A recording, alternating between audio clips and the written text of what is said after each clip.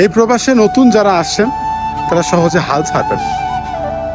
মনে রাখবেন, প্রবাসে যেহেতু আপনি আসছেন, আজ না হোক কাল সফল হবেন একদিন। শুধু সময়ের অপেক্ষা, একটু কষ্ট করতে হবে। সফল হওয়া যদি এত সহজ হইতো তাহলে মানুষ ওই বাড়ি ভিটা বন্ধক রেখে এই প্রবাসে আইয়া গোলামি করতো না মানুষের। এই প্রবাসে অনেক ধনীর দুলাল পইরা আছে নিজের স্বপ্ন পূরণ করার জন্য, অথচ দেশে কিন্তু তাদের কোটি কোটি টাকা পড়ে আছে, তবুও নিজেকে সফল করার জন্য, নিজেকে প্রতিষ্ঠিত করার জন্য এই প্রবাসে পাড়ি জমায়। বুঝছেন? তো সফল হওয়া এত সহজ না। যারা নতুন আসছেন, অল্প একটু ধৈর্য ধরেন, আল্লাহর কাছে শুকরিয়া আদায় করেন। মনে রাখবেন, পৃথিবী সবার দুয়ার থেকে ঘুরে আসলে আল্লাহর দুয়ার থেকে ঘুরবেন না আপনি, আল্লাহ আপনাকে ফেরাবে না।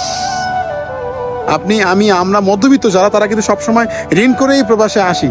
আমরা অনেক কষ্ট করি, অনেক পরিশ্রম করি, এরপরেও কিন্তু আমরা সফলতা পাই না। আর একটা জিনিস মনে রাখবেন, আল্লাহ তাআলা যে জিনিসটা দেয়, অতি সহজে জিনিসটা দেয়, ওই জিনিসটা কিন্তু অতি তাড়াতাড়ি আবার নিয়ে যায়। আর যে জিনিসটা অনেক কষ্টের পর দেয়, ওই জিনিসটা সারা জীবন থেকে যায়। তো জীবনে প্রতিষ্ঠিত হতে গেলে কর্মজীবনে একটু সময় লাগবে, তাই হাল ছাড়বেন না ভাই। এই প্রবাসে আপনি যে পরিস্থিতিতে আছেন, আপনি যে পজিশনে আছেন, তার থেকে অন্যের দিকে তাকান, তারাও কিন্তু আপনার থেকে ভালো নেই। আসলে এভাবেই আমরা কেউ কারো জায়গা থেকে ভালো নেই। সবাই সবার জায়গা থেকে একটু না একটু সমস্যা আছেই, কোনো না কোনো প্রবলেম আছেই। তো জীবনে চলতে গেলে, হাঁটতে গেলে, সমাজে থাকতে গেলে প্রবলেম থাকবে রে ভাই।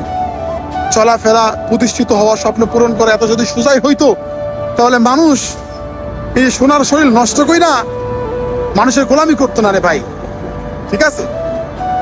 আমার কথাগুলো একটু মনে রাখবেন ভাই। কেউ হাল ছাড়বেন, নতুন যারা আসছেন এই প্রবাসে কেউ হাল ছাড়বেন না। আমিও প্রথমে এই প্রবাসে আসার পর অনেক চিন্তা করতাম যে ভাই আমি কবে প্রতিষ্ঠিত হব। অনেক মানুষরা এত টাকা ইনকাম করে, এত টাকা স্যালারি পায়, এত অল্প দিনের মধ্যে আমি 1000 টাকা